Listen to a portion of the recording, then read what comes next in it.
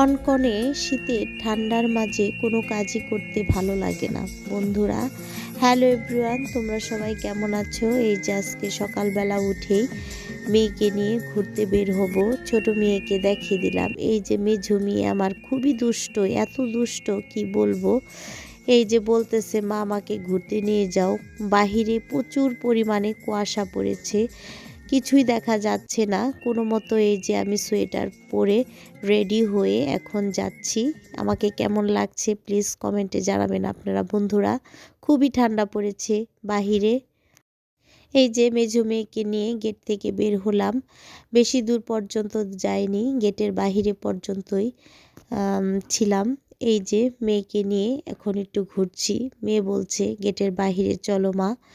এই যে মেয়েকে একটু সিঁড়ি থেকে নামালাম, এতে অনেক খুশি, কারণ বাচ্চাদের বেশি কিছু লাগে না, তাই না?